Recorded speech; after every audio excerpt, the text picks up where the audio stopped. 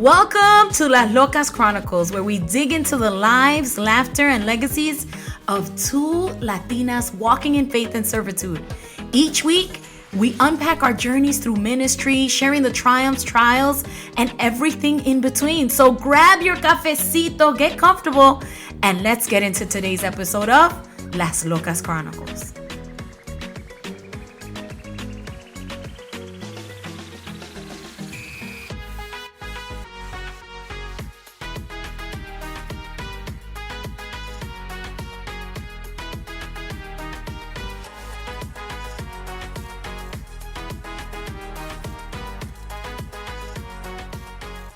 Welcome to Las Locas Chronicles. I am so excited to be here again with my friend Alexa. Come on. Yes, right? Here in Amarillo. That's right. Today's a beautiful day. Today is a beautiful day. Amarillo needed to make it up to me because the last time I showed up in sandals and it was 40 degrees outside. You just never know out here. Like the weather. You never know. Everybody thinks like all of Texas is super hot and it's not. It's not, yeah. So where we're from, we get the 4 seasons, and we can have the 4 seasons in one day. In the same day. That's how we do. That's what I've learned about living in Texas. Wear layers. Layers. They told us have an umbrella in your car, have a jacket in your car. Oh yeah. You just never know. Yeah, I have a basket with extra clothes and coats and jackets and sweaters and socks and rain boots. But that's just like people. Some people you never know what you're gonna wake up to. For real. You're right. Right? You're right. And there's nothing worse than being around people that you can't like read. Right. You don't know what they're going through. You know what I'm saying? Like I appreciate people who other people say, oh, they're just rude, they're just too honest. I love people who are too honest. Okay. Because I never have to guess what they're thinking. That's true. So even if I don't agree with it, I appreciate that at least I know where I stand with you. Like, I mean, I just appreciate honesty, and it's just too much work for me when I have to guess and walk on eggshells with you. Right.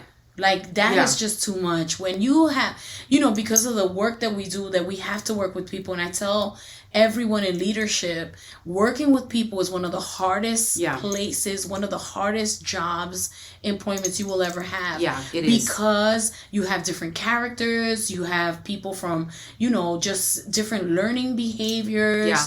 And you as a lead, whether you're a manager, however, you have to learn to cope and deal with every single character.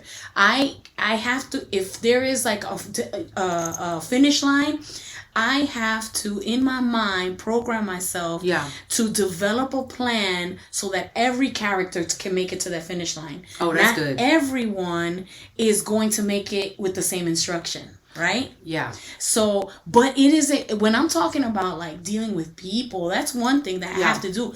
But if on my day-to-day, in my personal life, if you are just too much for me, that is just when I say, peace out, my friend. Like, I can't, I just can't. Like, I can't imagine being married to someone that you have to be like, oh, Father, let them wake up in a good mood today. Yes. Yeah. I think it's traumatic for us because we grew up with people, right? My parents were alcoholics, and your parents had, your dad had his issues, and you just never knew what they were, what mood they were going to be in. It's exhausting. You be having the fear of God in you, like for real. Like I remember, like he would switch it. Like it would be Tuesdays and Sundays were his day off, and you would hear right away like the old school salsa playing, blasting, and you would know what it was time to clean. And first he would come to the room and he would knock and be like, okay, vamos a limpiar, and I was like, Mom, bro, it's like Sunday. Can we get some rest up in this house? You know what I mean? I mean, we don't go to church, but can we get rest when we need to clean? Can we get some rest? And then all of a sudden, like within 2.2 seconds, that door was almost going to get pushed out of the hinges. Get up now. Don't make, and it was like, yes, sir. Like, all of a sudden what was a peaceful situation now is completely turned. It's exhausting. It's exhausting. And I don't know how we just jumped from weather but it is exhausting to have to deal with people that one minute they're super happy, they're super on the same page, and then the next minute they don't even want to say hi to you. Yeah. They look like they hate you. And I'm a very sentimental person. So I have to be careful with that because I could get caught up in my feelings. It's like the new way of texting. Yeah. All of a sudden, you could read a text totally wrong than the way the person actually sent it to you. Yeah. And that's me. I have to, God has been doing the work in my mind. Like, don't over process everything. Right. Yeah. Oh my God. Overthinking. Yeah. Is a lot of work. It's a lot of work too. And I really actually feel like it's the devil's playground. Oh.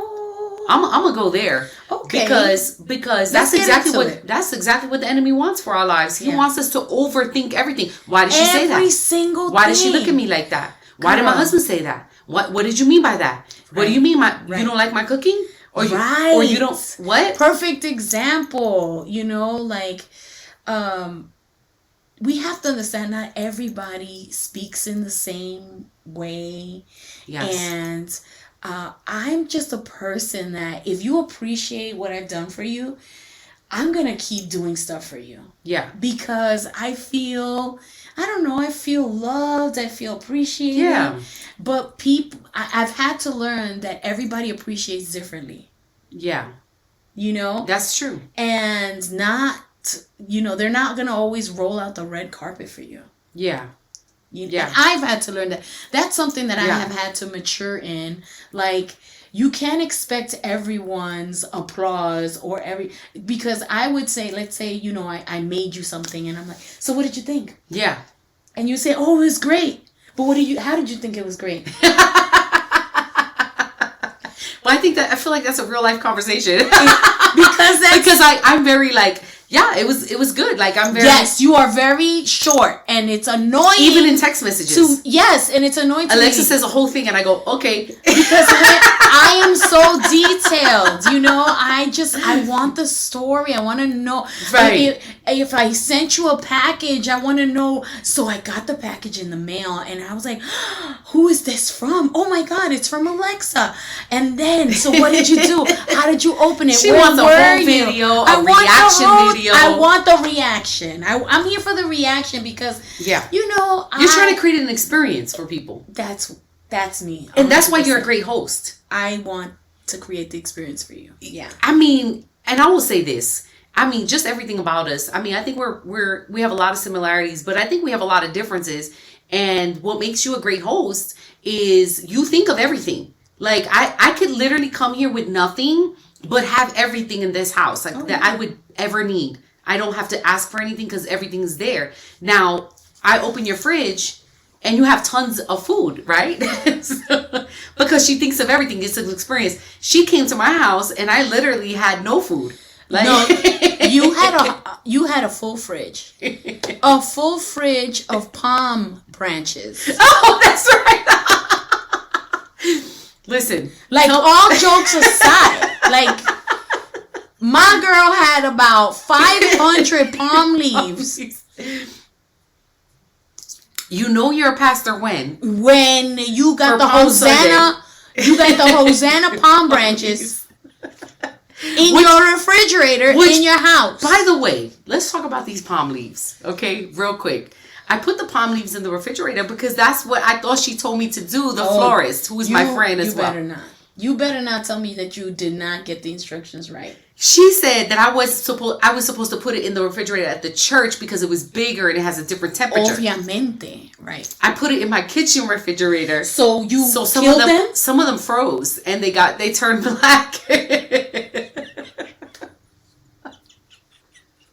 Thank God I ordered extra. This is what I've had to deal with. Yes or no? Yeah. I mean, this is so representative of who we are. Yes. And this is how we've had to live our lives when I'm like, Jessica. Why would you do that? I told you. Yeah. Why would you? And I mean, I think, but getting back to like that mannerism, right? Yeah. Yeah. What about me growing up? Because, you know, it's been a long time since we've been together, and we have evolved into different. Now we went from being teenagers to young ladies, yeah, to women, to mothers, to wives, yeah, to the whole thing. And not in that order, obviously, you know, whatever. But what in that growing up about my personality was like, I hate it when she. Let me think. You know? Yeah. Let me think about that. Think about it. Because you're only gonna get this one chance. What? I mean, I don't know that I necessarily hated anything. I do kind of feel like I feel like when you're very focused. So sometimes you're so focused that I might not hear from you for a while because you're so focused on a project, or whether you were pastoring, you know, somewhere in Washington and you're all in, you know. But I get that now. I didn't understand that back then, but I get it now. You know what I mean? Because definitely now I'm in that place where we had to move to a new state, and you're trying to focus and you're trying to get your life together. Mm-hmm. So I think that's the only thing, is that sometimes, and even in my life when my kids were little, it was all about my kids. It was, you know, and I just became hyper focused. So sometimes a year could go by, and we finally would be like, hey girl, and I feel like that's something I definitely am working on, and have been working on, because I could say that I have lost some valuable people in my life because I kind of like not hibernate. I kind of get into a cave and I don't come out. What do you call that? I mean, do you know what I'm saying? Yeah, like I know what you're saying. I completely shut in. Yeah. You know, because I think you're an all-in person, though. I'm an all-in person, but when I am with you, you're present. You're very present. I want to be with you. I want to know about you. I want to serve you. Yeah, and that is true. And I want to make you feel like you are the only thing in my life, right? Yeah.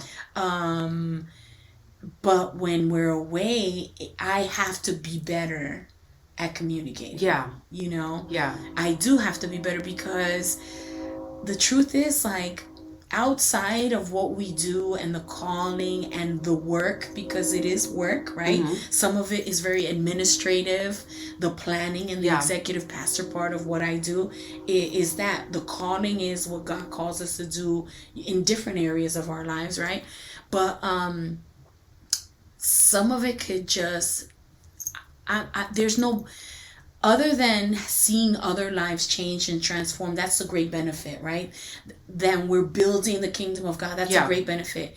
But in your personal life, that stuff isn't going to benefit your life. Yeah. You understand what I'm saying? Like, this church today could love us, tomorrow can hate us and tell us, peace out. So, my pastor always tells me that. Right. He said, never rely on the people's affirmation. He said, solely focus on God's affirmation for your life. He said, because the same thing, the people will love you one day and think you had a great message. Next week, they're mad about something you said. We were just talking about the Hosanna. Hosanna, Hosanna. He comes in the high name of the Lord, you know, and then the next moment, crucify him. Right. You know? Right. And so we have to remember that we are nobody's superstar. Yeah. We are nobody's hero. You know, one day we're gonna be dismissed. One day there's gonna be somebody better, prettier, more anointed, you know, preaches better, sings better. You know, it's like we're those cards, you trade them. Yeah, a trading card. Yeah, trading cards, right? And so after everybody's gone, like, I'm trying to be better, because in my older years, who am I going to have there? Yeah. To visit me in the nursing home. Oh, well. Right? I'll visit you, friend. Thank you, friend. I hope you won't be in a nursing home. Are you a loca? Are you a loca? But, you know, like, that's the truth. Yeah. You know, sis, like... And it is about relationships. I think, you know, we forget about that the older we get. And I think in this work, you know how many funerals I've had to do in these last 2 years? And every time you told I do me a funeral, about it. I have never done a funeral service. Yeah. And every time you do hosted one, I've, worked one, but I've never officiated that. And I think that's very difficult. Yeah, it is very difficult because it's emotional for you as well, because you have to deal with the family. You're asking questions about the family, about the person that passed away. Yeah. And I've done funerals where I've asked questions to the family and they've told me wonderful things about the family members. They're like, oh, she was so sweet. She was amazing. And then you can ask multiple people and multiple people will tell you the same thing about the person. Yeah. And then I've done a funeral where I asked the person, hey, can I call other family members? They're like, no, nobody else wants to, talk to you. Just say this. And then I'm like, They don't say anything. They don't say this person was a nice person. They don't say this person was a good person. Literally have gone up there, done 10 minutes. And then we're like, okay, if anybody wants to come up and say something about this person, crickets. Nobody says anything. And then you think to yourself, this must have been a horrible person. Like, it must be a horrible person. And all I keep thinking to myself is this the way I want to live my life? What do I want people to say about me at my eulogy? That's like, it. That's what, it. what do I want my legacy Right. to be? What do I want people to say? And so Right. I always talk to my daughter, who is more likely to listen to me than my son. But I tell her all the time, I'm like, Mom, when I die, like, all I want you to do is tell people about Jesus. Tell them about Jesus, because really that's what this life is about. Right? It's about getting to know Jesus, being in relationship with Jesus. And if we can do that, then our character will reflect Jesus. Right. And people are going to be drawn to us because we're going to be a light in the midst of darkness. Right. And so I think to myself, they wasted a whole life for these 10 minutes and nobody could say anything amazing about them. Like, it's sad. It really is so sad. And I think, as I am getting older, I kind of want to push back and say, I have to stop doing the things that don't matter.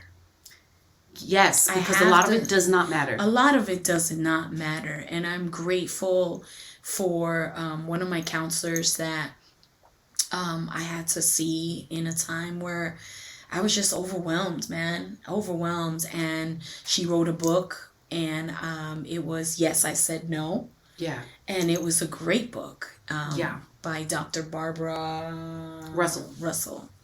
And if you are, if this is hitting a nerve, I would suggest it's a great book. Comes with a workbook.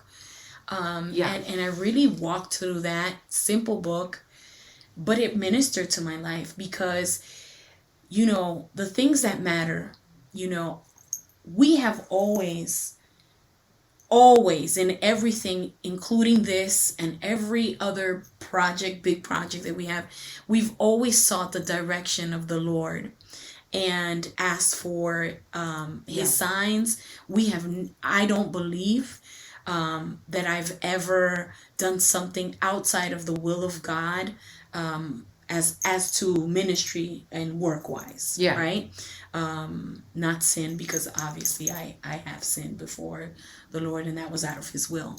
But I'm talking about in things, doing things and projects or dreams, or the conferences that we made, or should I sign up for this, or should I go to this place? Always sought the Lord, right? And then there's some things that I felt like I just did them because I know it would make people happy. And in making everybody happy, I wiped myself out. Yeah, you make yourself miserable. Yeah. And I didn't understand that. I felt like such a bad follower of Christ. Like, you're going to say no? Oh my, you're going to hell. Yeah. You one-way ticket straight to the flames. And then when you're miserable, because that's happened to me, I say yes to something, and I say yes because I felt bad, or because, basically because I felt bad, or somebody guilted me into it. And then what happens is I literally have made my family miserable because I'm in a bad mood, and because I didn't say no. And in essence, now what you've done is you've traded your happiness for their happiness. Yeah. And, as we're talking, like, I can also see other reasons as to why I said yes. I always yearned to please my father, like my dad, Yeah. Who installed some great things aside from the really tough things that I had to deal with. There are some amazing things about my father. He is a very hard worker. My father taught us work ethics like no one else. He is tried and true. My father he's a ride or die. Like, you need him. Yeah. He is there. He's a loving person. Like, even like the craziest thing, even though my dad may have been very verbally and emotionally abusive in areas, but he would always come into the room and say, "I love you," every night. Yeah. So there were some great things. My father sat me at the table and taught me to eat with a fork and a knife, and said, "You need to learn how to eat properly so that you could sit at any table." Oh, that's good. No, this man who only had a third grade education, he really made me who I am. Like, in a lot of senses. Like, you see my work ethic, you see my focus, you see this. Well, that was my dad, and another great lesson that my dad taught me. I'm the eldest, so one day we were at the apartment and he took out a pair of his shoes from the closet, and he started to shine them up, and he said, "We are poor, but you do not have to represent yourself that way." Oh, that's good. And he said, "I'm going to teach you how to shine your shoes, because you can wash your clothes, press your clothes, and never let anyone think down on you. Let them respect you because you are respected." Yeah. You respect yourself, right? Yeah. So then he taught me how to shine the shoes. And I remember, back in the day, that's what you did. Yeah. And then he turned the shoe over, and there was a hole on the sole. Wow. Those were the only good pair of shoes my dad had at the time. And he taught me a lesson that day. Do you know what I'm saying? Yeah. So all this preparation and all this stuff that I learned, what am I doing with that? Like, where am I placing that? Yeah. When I die, I want to make sure that all these life lessons go somewhere, and that people would accept them and receive them, and they would develop, and it would help some way form them and mold them into the place where God has for them. Yeah. How can I die with all this treasure? Yeah. It's our legacy, girl. It's our legacy. It's our legacy. But there was a work that I had to do, and we've had to do, to get to where we are today. Yes. And I want to bring it back to what we were talking about a little bit earlier. And about being around people who can suck the life out of you, because you just don't know where they are emotionally, or how they're going to act, or they're erratic, or whatever, imbalanced, right? And here's the thing, I want to bring it back to that, because I don't want to be around people like that, because I've done the work, and I continue to do the work. And if you're not willing to do the work, then I don't know, then this is we're just not equal. Right. And that's not what God has for us. I can minister to you. I can speak truth into your life. Right. But ultimately, you have to be willing to do the work to get healthy yourself. To get healthy. And I feel like there's so many places that we want to pour into that are not ready for that. And don't want that. People have to be ready. You have to. And now, as I mentor people, I ask them the question, are you willing to be mentored? Are you willing to listen? Are you willing to do the things that are going to be required of you? To receive the feedback, to apply the feedback. Yeah, because if you're not, then you're not ready at this time. At this time. Right. Yeah. Some people, it may take a year more. Some other people just don't get it. And, they know, and this is the crazy thing that blows my mind. They know that they can't stay the way they are. Yeah. That it is holding them back from great doors and places. Yeah. And even being with certain circles of people. But they just, I don't know if it's stubbornness or the P word, pride. Ooh. I just feel like, it's so easy for us to be proudful and say, yeah, I'm gonna stay this way. Like this is yeah. I don't need to change. I don't need to change, and some people want to change, but the conflict in them is, I know I have to change, but I don't want to do the work to change. Right. Yeah. I mean, that is a true thing, and I think that's why it's so important. Coming back to know, this is why it's so important to be able to say no to people that want us to do things or meet expectations that they have for us that we never agree to, because they'll suck the life out of you. I think that there have been so many people, like as you're talking, that are just, their faces are coming up, and I'm like, no, stay away from me. Yeah. We were not meant to carry people. Yeah, we were not. Another hard lesson for me, because I wanted to be Olivia Pope. I wanted to be a fixer. Yeah. And I realized that I couldn't. I'm no one. And I'm going to say that until people understand that I am no one. If it weren't for the mercy and the blood and the grace of God, I don't know where I would be. Yeah. And when we try to fix people, I mean, in essence, right, what does that say about us?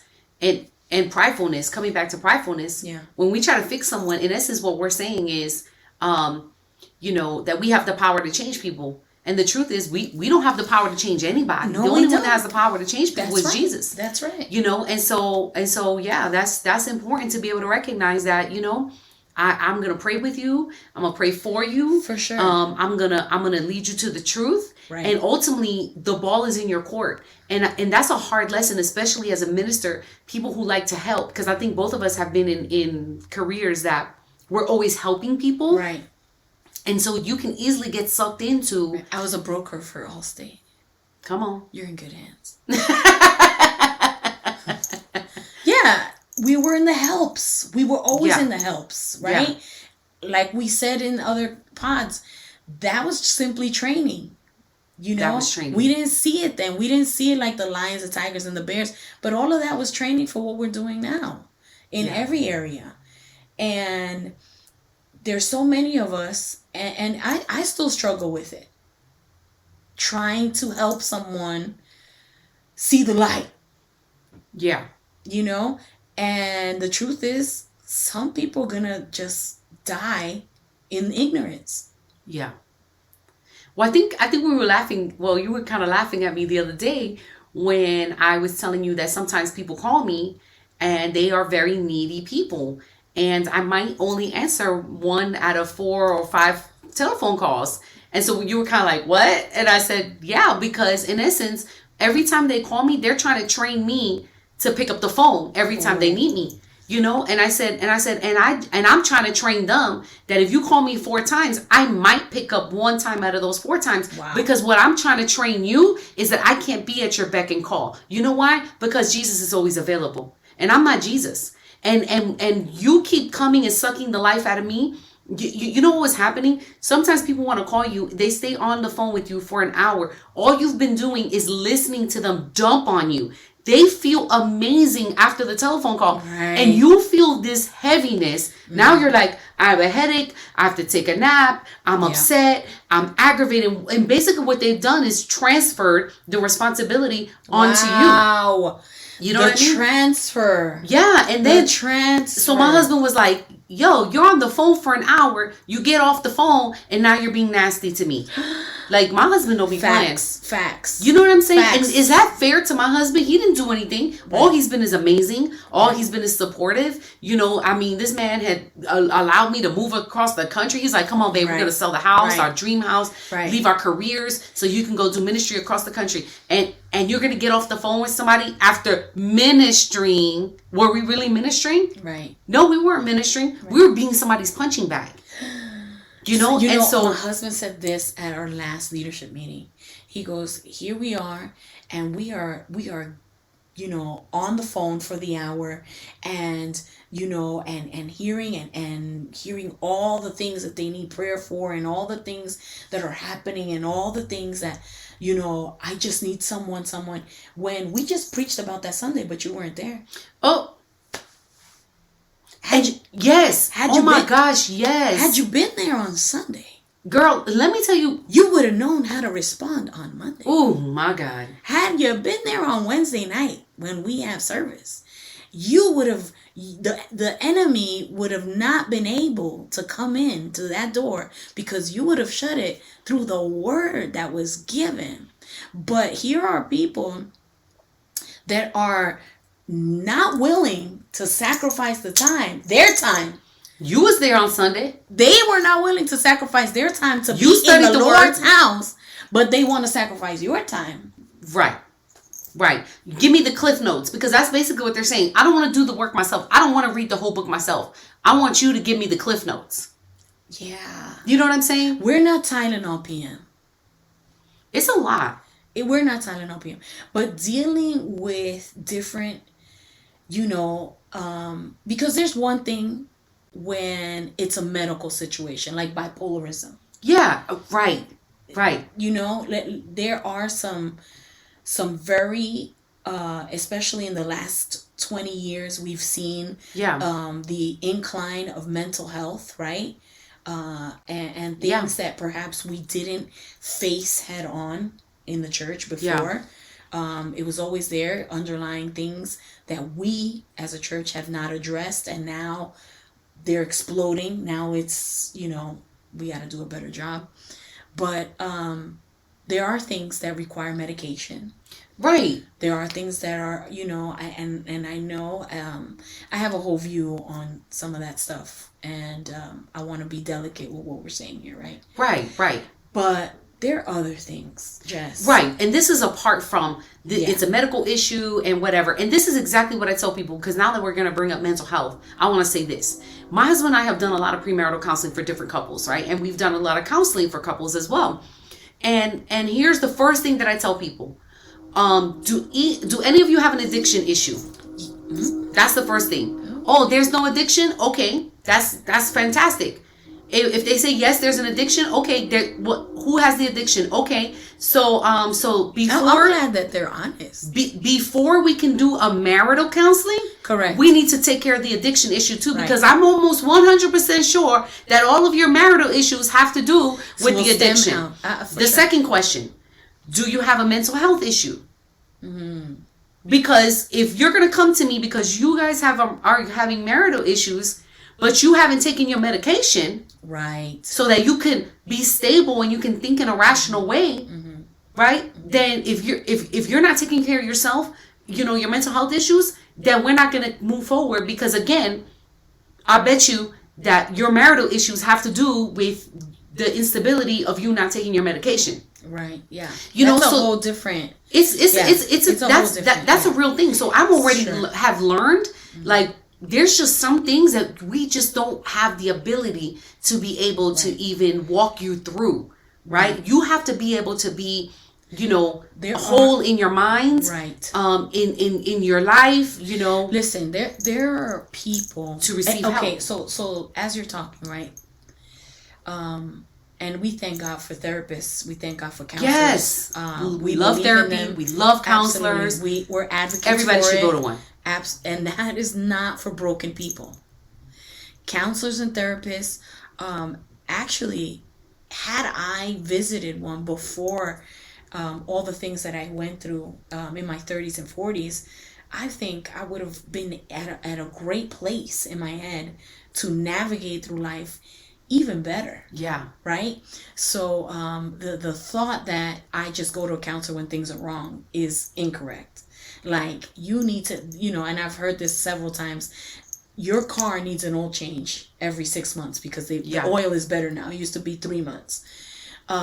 Your car needs the oil change. Your mind needs an oil change. Yes. Your heart needs an oil change. Your attitude needs an oil change. You need to get in there at least once a year. If everything is great, get in to see a counselor once a year, 1 hour. You never know what that's going to do with you. But anyway, as you're talking, right, and we're going back to the different attitudes and the different characters that weigh us down, right? People. Yeah. I thought right away that there are a lot of people that are not healed. Yeah. Okay? And because they have not walked through healing and deliverance. Deliverance is not a bad word, people. Yeah. For those of us that are in church and you're hearing this right now, deliverance does not just mean demonic and demons and all this. No, he came to set us free. Yeah. What? Free from a lot of stuff that we go through. Like, let it be clear. We go through so many things, and in this world there is much affliction. Yes. In this world there is trials and tribulation. And we go through it, and don't tell me that at 3 years old, 5 years old, 7 years old, you knew how to walk through those steps correctly. Right. So what happens then, all of a sudden, because it was something traumatic, or it was something that was said, or it was a touch that wasn't supposed to be, or you saw something, or your father left the house, or your mother abandoned you. Don't tell me that you knew the steps to be healed, to be right, and to keep going forward. That did not happen. Right. So what happens is, as an adult now, all of a sudden we have these attitudes, or we don't know how to cope with people, or we get triggered. And that's where we see the switch in people, right? They were happy one moment and something triggered them. We didn't know. Right. And all of a sudden they're just off, and they're different because they haven't healed. Yeah. And we have a lot of people walking around that are unhealed. Yeah. And I was one of those people. Because I would dump on people, and I would call, and I would be upset, and because I couldn't control my emotions, because I was always triggered. Yeah. Right? It was always that underlying trauma. Yeah. Because I don't trust people, because I have trust issues. Right. And so I was one of those people. I remember having to tell you, to talk me down. They relax. They didn't mean it like that. Right. It's not that they don't want you there, whatever. Because you were like, you see, and I was one of those people. And so at some point, when I started going to therapy, right, and I started because this is what happened. And we fall into this trap, right? We have a spouse, and the spouse loves you, and he'll listen to you and whatever. But what I noticed is that I constantly dumped on my spouse. Mm-hmm. Constantly. I started noticing that every conversation was me dumping on him. All day, all night, every conversation. We go out to eat, dumping. And then one day, I thought to myself, we don't ever talk about anything else other than me dumping on him all the time. And I said, is this even a real, am I doing my job as a wife? Wow. To love my husband. Come on. To be in a relationship with him. To be the wife that God called me to be to him. Yeah. To build a life together. To enjoy our life together. To go out to dinner and just enjoy each other's companionship. Do we take the walks together without talking about all the problems? Do we do these? Do we really enjoy our time together? Right.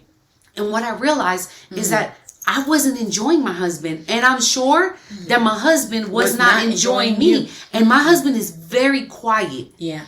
He's very pensive. So, you ever heard that phrase that don't ask the question if you don't want to know the answer? Yeah, of course. So I said, you know what? I said, I'm going to ask him. Because if there's one thing about my husband, it's that he'll tell me the truth. I just have to ask the right question. I said to him one day, I said, babe, let me ask you a question. And he said, what? And I said, am I overwhelming you because I dump on you all the time? He goes, yes. He said yes. Just like that? He said yes. He said yes. Oh, and I what said, did you say? I said, what do you mean? And he goes, you're always talking about the same thing. He's like, you're always upset about the same thing. He goes, I tell you what to do. He said, but you don't listen to me and you don't take my advice. And before it happens, I'm warning you and you still fall into the same trap. And then you complain about it. And then I have to be there while you're stressed trying to figure it out. He goes, it is a lot. So I'm very proud of him for being honest with you. Yeah. I mean, you have to. Because Pobrecito was probably like, I can't take her anymore. Right? But the thing is, like, men don't like conflict. And knowing that he was going to be honest and open up this can of worms. Yeah. Was, because I can be the same way. Like, do you really want to deal with that right now? Yeah. Because we're about to get into it. Yeah. And you're going to ask. It's not going to end here, is what I'm saying. Like, this yeah, is and I don't think it was an argument. It was really like I needed to know because I needed to do something about it. Yeah. When he said yes to me, that wasn't like, oh, we're going to argue, whatever. After he said yes, I said to myself, you know what, babe? I'm going to take care of that. And I looked for a counselor and I started going to therapy. And I guess what? They get paid for you to dump on them. Okay? That's facts. And guess what? After I dumped on her, my one time a week, I speak talk. Y'all already hear me. I'm like, oh, we got 2-3 minutes left. And okay, see you next week. Guess what? After that, I went home and I just loved on my husband. Wow. I was like, babe, you want to go out to eat? He's like, yeah, let's go out to eat. And I didn't talk about anything that happened. If he said, how was your therapy? I'm like, it was fantastic. If he didn't ask me anything else about it, he don't want to hear about it. Right? And I just be there. Yeah. What do you want to do, babe? What do you want to eat, babe? I appreciate the fact that, like, we're talking about how we have had to deal with all these different personalities and how to avoid people that drain you. But to hear you kind of become that person. Yeah. And personify the very thing that we started talking about, like, we don't got time for it, and say, that was me. Yeah, Yeah, but here's the thing. That's what growth does to you. Yeah. That's what the word does to you. The Holy Spirit will reveal to you what needs to be corrected and what needs to be healed in your life. When the Holy Spirit reveals it to you, is because the Holy Spirit knows that you're ready to fix it. Yeah. Now, whether you choose to fix it or not is totally up to you. I'm going to share this because I just felt like a prompting of the Holy Spirit. And my sister Carmen knows this. One of my fears in life is becoming a bitter woman. That's good. Yeah. I've seen it. Yeah. I've seen some very important women in my life that are older just not enjoy life anymore. Yeah. And everything is a problem. Yeah. Everything is an issue. And there's no hope anywhere. Everything is, you turn on the light. Why'd you turn it on so fast? I didn't know that. Yeah. Oh, the light's expensive. Oh, we don't got money for that. Everything is una queja. Es un enojo. Yes. Everything is a burden. No one is right. No one is good. Everybody's against you. I was like that. That was me. Everybody's against me. Yes. Nobody likes me. And I told Carm, I said, sister, I never want to be that person. And let me tell you, this is truth. You can never say never. We just were talking about that the other day. You can never say never. So because of the things that I've lived, and the experiences and the stories of my life, I know today that I can't put that on there and say, oh, I'm never going to be bitter. Yeah. Because guess what? One day I could wake up and be that person that nobody wants to be around. Be the very person that has drained me. Right? Yeah. And so, but I can say this. I can say, what can I do today to work on to not carry out bitterness when I get older? You know, like there are things now that I catch myself saying or feeling that immediately it's like, oh no, you can't sit in that, and you need to correct that. Fix your face. Yeah. Fix your, and I tell people next to me, I think I've told you, fix your face. You know? Yeah, like, yeah. You know, because if I don't have those disciplines, then I open the door to sit at tables with bitterness, anger, you know. And that don't serve anybody. No, that doesn't serve anybody. You make everybody around. That is not spreading the light. You make everyone miserable. You spreading darkness. You spreading darkness. Like it's like venom. No, it is. It is because if I don't want to be around that, who wants to be around that? Yeah, and here's the thing. You know when you're bitter because you get sick of your own self. You get sick of your own self. Call me Mara, she said. Yeah. Naomi said, call me Mara. And that means bitterness. Mm-hmm. Naomi means pleasant, right? But she had a reason, Jess. She had a reason to be bitter. She had a reason to be upset. Here she is. Her and her husband followed the ways of the one true God. Yeah. And then they leave because things aren't going well in their city. And they leave and their kids grow up and they get married. And the unexpected happens, you know? And it's one thing. Listen, nothing in life is going to work out the way we want it to. No, absolutely not. Okay? There's always going to be dips, bumps. There's always going to be a change of direction to get there. It's just never going to be how you expected it, right? And she gets a twist and turn in her life. Not only her husband passes away, you know, which, you know, I'm a romantic. I'm a romantic. So in my mind, like her relationship with her man was like beautiful. Yeah. Like she and her husband had the beautiful conversations. Right. You know, he looked at her and was like, man, you're gorgeous. Like, you know, in my mind, none of this is written. You gotta read the Bible like I read the Bible, right? She reads it like it's a novela. I really do. Let me tell you something. Every single series, Netflix movie, everything has come out of here. Literally, like everything in here. Anyway, so she has to go through this heartbreak, and I believe that she was fairly young when he passed away. Mm-hmm. And then all of a sudden, her two sons. And for that culture, she didn't have anything else. And they were right. They were males, so the males were the ones that carried on the name. The males were the ones that had the property. The males were the ones, right, who took care of the females. Correct. She had nothing. Mm-hmm. Everything was taken away from her. She had no livelihood. She had no identity anymore. Mm-hmm. Right? No one to speak up for her.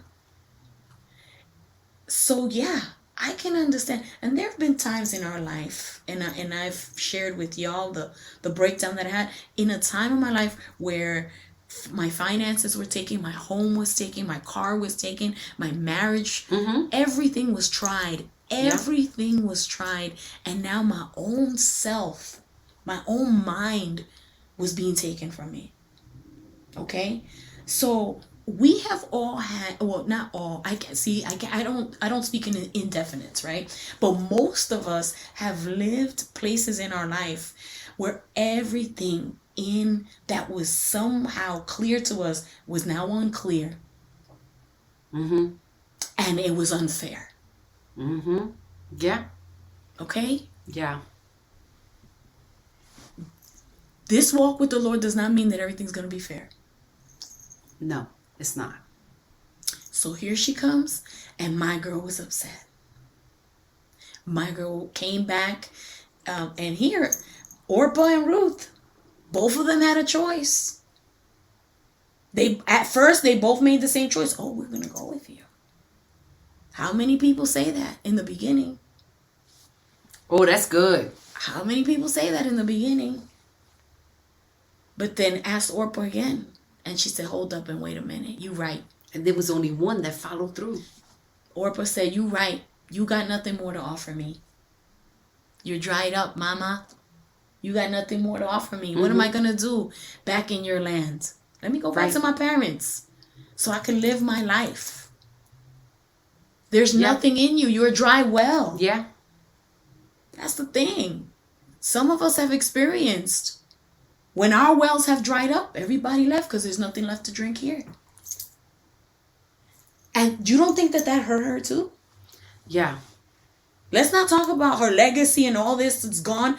But then the two women that said that they were going to be with her, young ladies, you don't think the hurt of one abandonment and rejection, and rejection come into the story?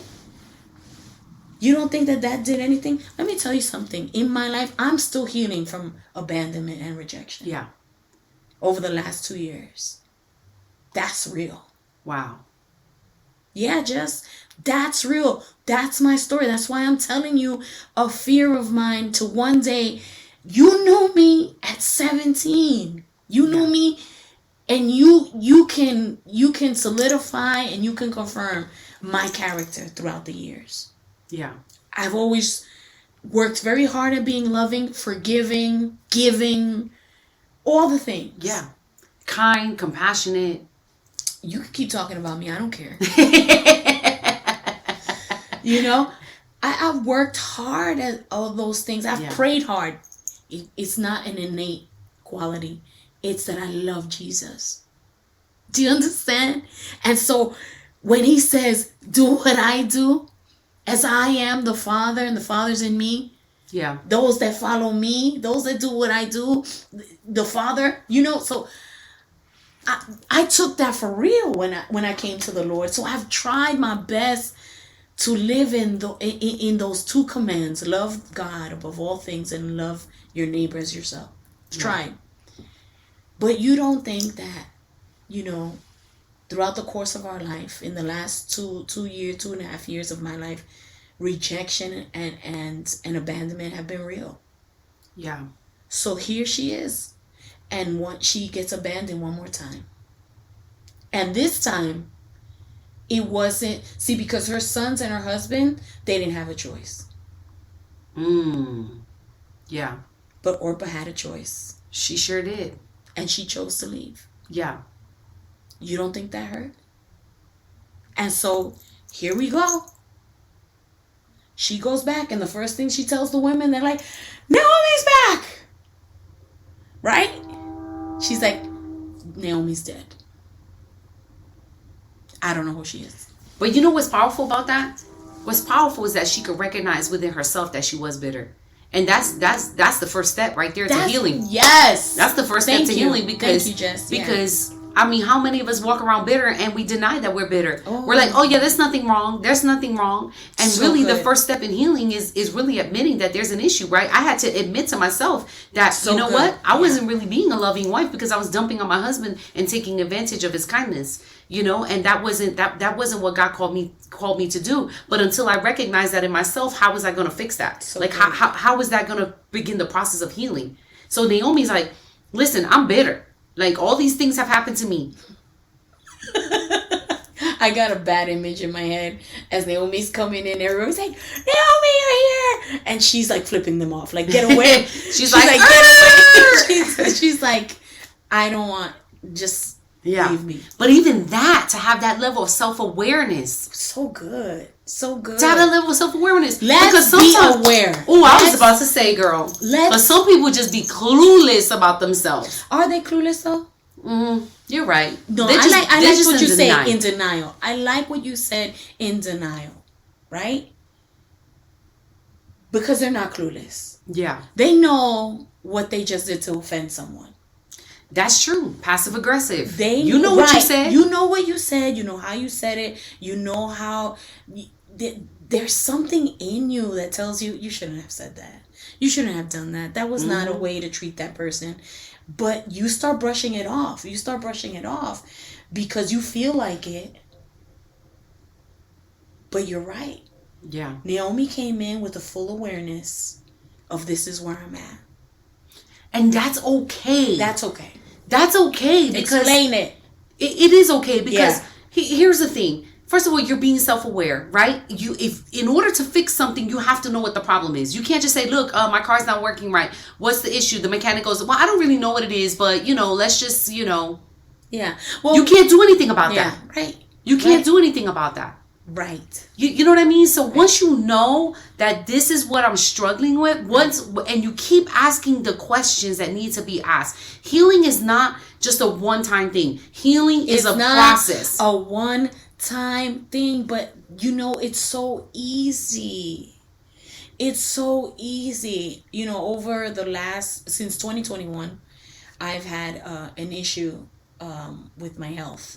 And I've had to see multiple doctors and specialists, and they still can't pinpoint what it is. The issue is there, right? Yeah. And it is very annoying. And I am praying, and we are praying, and we're believing to the Lord for a miracle. And I know that I've had healings happen in my body, and I know He could do it again. I've seen you move, so I know He could do it again, right? But here's the thing, it is so annoying knowing that there's something wrong with me and not knowing what it is. Because you can't move forward. I can't move forward. You're stuck. Yeah. And some people remain stuck. Listen, we all know people. Nobody shout out their name, okay? But we all know people that, 15 years could pass by and they're still talking about the same thing 15 years later. 5 years can pass by and you're still talking about the thing from 5 years ago. You know what I mean? Absolutely, I know exactly. These are people that are stuck. frozen in time. Frozen in time. But there's no healing. They don't move forward. And then they get upset when everybody else is passing them by. Right, because misery loves company. These are people who become anchors in your life. These are the people that call you 5 or 6 times because they're trying to stop you from going someplace. I want to. Wow. Yeah. Yeah. Anchors in your life. Yeah. How many of us have anchors in our life? They're not anchors in the Lord, sweetie. They hold you back. They're holding you back. They hold you back because they are stuck. This is why no is so important. This is why no is so important. Okay, let's practice a no. Let's be practical. Okay. You ask me and then I'll ask you and we have well let's do a scenario of how people normally say no. Okay. And then the last one is how we're supposed to say no. Oh, okay. Let's do that. Oh, wow. Okay, so I like it. Hey, Pastor Alexa, I have a thing on Friday night, and I know it's Thursday, but would you be able to come speak at my daughter's first birthday party? And would you be able to do that? I mean, I know it's tomorrow and anything. I didn't give you enough time, but would you be able to do that? Because I know you're my pastora. Now, mind you, let me give you a background to this. Let me give you a background. This is me playing my head. Man, that means I would have to cancel what I had on Friday. Because here's the thing, Jess. Or if you didn't even have anything on Friday. You're right. You are right. And that's your husband's time? Right. You're right. See, my husband and I, we have our day set, right? And but you are absolutely right. But in my mind, as you're saying that, people don't understand that as pastors, we are not sitting around waiting for a text. We are not watching Netflix and chilling right now. We have a whole calendar. Yesterday, we were talking about looking at our calendars, and you have your 6-month calendar ready, and my husband's like, yeah, well, we have the whole year ready. You have the whole year. We have the whole year ready, right? Because my husband does things outside of the church. I do things outside of the church. And so we need to make sure that everything is, you know, in order so that we can run things properly. And I feel like when you said that, I got so angry. Yeah. You know, because the truth is, people think that we're just sitting here. That you're just sitting around waiting for them. Eating to contact you. Eating Twinkies, you know. And chismeando en el teléfono, like. Right. That, and my old self would have been like, oh man, I'm going to have to cancel this and that, and I'm going to have to... Babe, I know it's supposed to be date night, but you know, I just got to go do this thing for the 5 minutes. 5 minutes turns into 2 hours. And then the cake wasn't even that good. Right. Listen, I'm sorry, sister. I would have loved to, had you told me before last week, I would have made arrangements, but I can't tomorrow. And you know what I've learned? I do not have to give you my reason. Yeah, why. Girl, that's where I was going with this. Yes. I don't. You don't even need to say I'm sorry. Because of the ethics that George Moya taught me. You know what I'm saying? Right. You say yes, you say sorry, you say hello, you say goodbye, you say please, you say thank you. You don't have to give a reason for saying no. Right. Because that's your reason. It's your time. Correct.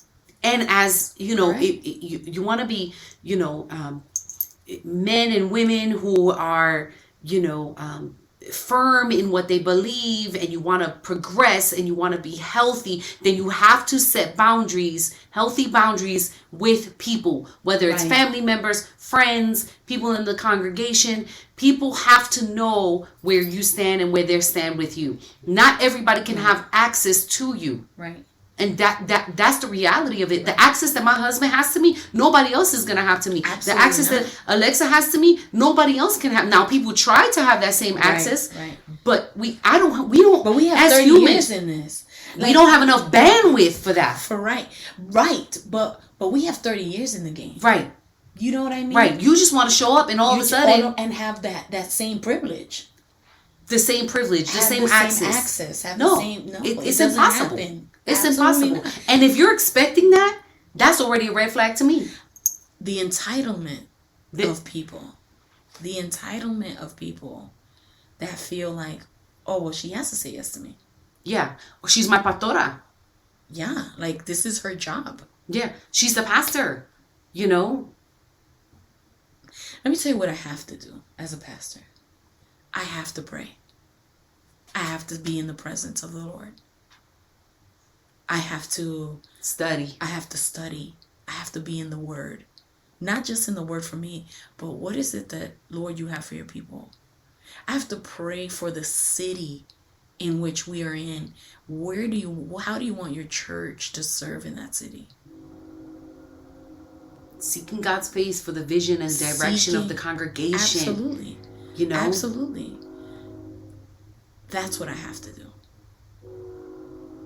And if you get caught up, because I've gotten caught up in all the things. Oh, can you show up and do this wedding? Can you show up and do this? Can you speak here? Can you speak at my how about kid's baby shower? Hey Jess, I know that, you know, you have a PhD in blase blind, and I'm thinking about going there. Do you have you know, a few hours next week so that you can mentor me? A person that's never called you prior to, but now they need all your knowledge. That's actually a real thing. Like, that's actually a real scenario. People ask me to mentor them all the time. I know it is a real scenario. People ask me to mentor them. This is what I tell people. I'm like, send me an email for $125 an hour. But this is what I do to people. For $125 an hour, I will be your work mentor. Yeah. And I will show you the ins and outs of how to do blasey, blasey, blasey, blay. Because everybody wants things for free. Yes. Let me tell you who get things for free. Girl. My children get things for free. Yeah. Why? because I've invested in them and they've invested in me. And by children, I'm talking about spiritual children, the church, my congregation. But you don't get that same freedom, free. No, yeah, and people will listen. I make people work for it. You know what I mean? So I'm willing to help you a little bit because that's just who I am. I enjoy doing things like that. And I'll tell people this. Well, you know what? Send me an email. That's the first thing. Do not catch me in the lobby of the church. Or can we go for coffee right now? Because I want to talk. No, absolutely not. Dang. Shut down. Yeah, because at the end of the day, you have to prepare messages. I have to prepare messages. I do online camping. Like, we have so many other things that we're doing. So I tell people, send me an email. We'll schedule a time. And I'll give you, 40 minutes. Right. And based on those 40 minutes, we'll determine how we're going to move forward. Okay. And during those 40 minutes, this is what I do. Oh, you want mentorship? What exactly do you want? Okay, read this book, read that book, sign up for this, do this, do this. I will give you a list of like 10 things. And you know why I'm doing this? Yeah. Because I want to see if you're going to waste my time. Correct. Because if you want something, you're going to work for it. And if you're not willing to work for it, then you don't want it bad enough. And I'm not going to waste my time and want something for you that you're not want for yourself. That you're not willing to work for. So there was a prophet that shared the same thing that you're saying. And he said, when people want mentorship from me, I give them a book and I give them a month to read it. And then I meet with them and say, so how was that book? And if they cannot tell me anything on that book, then I'm not going to mentor. Ooh, that's good. Right. And you know what? That's good, because I'm going to say this. My pastor mentors me. He is at work every Monday and Tuesday, spends all day with the intention of mentoring the staff, right? And so I sit right next to him. And of all the other teaching pastors that he's had in the past, they never asked him questions. Yeah. They never took advantage of it. He would tell them, my pastors told me about books, girl. They're so old that I have to go to like internetarchive.org to find the copy of the book. But guess what? I found it and I'm reading it. Right. And then I come back to him. I'm like, oh, look, I did what you said. Or what about the files? He told me he has an extensive library of sermons that he's written over 47 years. Yeah. And he told me about it like 2 or 3 times. Well, if you have to tell me 2 or 3 times, it's because you want me to do it. And I went home and I started working on it, and I'm still working on it. So in essence, if you want to grow, you better be willing to put in the work. But you've always been a student, Jess. You've always been a student, like, nunca rechazado, like, how to learn and where to learn. And you've always, because I've heard you talk about your pastor and how you want to extract as much as you can. And we've been sponges. We've always been sponges. Yeah. How'd you do that? Yeah. Where'd you go for that? What book is that? Where'd you learn that? Always had a notebook. Yeah. I have sermon notes since 1998. Wow. Because I've always been there. I'm here for a reason. Yeah. I want to learn. Someone in my church is preaching. I don't look at them like, oh, they're so cute. They're preaching. No, I'm like, okay, what you got? What the Lord revealed to you? Because I want to learn too. I'm a student too. And so it's incredible that we have too many people that want to be the teacher and not enough students. Ooh. There you have it. That's good right there. Too many people that feel that they're too good and that their experience is too great that they don't need to learn from anyone. And this is why it's important to say no. Correct. Because these people will have you waste all your energy, your time, your resources. Time is the only thing that we can't get back. Right. Yeah. And we are very limited on how much time that we have. Right. God has put us on this earth for a set amount of time. Right. And we are going to be held accountable, right? For the time that we've wasted and we weren't doing what we needed to do. The time that we didn't rest when God called us to rest. Ooh, child. When we kept going. We have a whole conversation on resting. Yeah. Because that is probably where I have disobeyed the Lord the most. Yeah. And I remember when you were younger, girl, you would go and go and go. And it was God's way of like telling you that you were going too hard, because you would get sick and be sick like bedridden. Yeah. For like a week or two. That's right. You know, and I remember like, and your mom would say, you're just going too much. You need to slow down. You need to rest. But I feel like, again, and these are the areas, and I expose them now, and I feel that's why we have the Chronicles. Yeah. Because all my stories and all your stories are to help someone's story be better than ours, you know? Yeah. Take these things and apply it to yourself. Absolutely, man.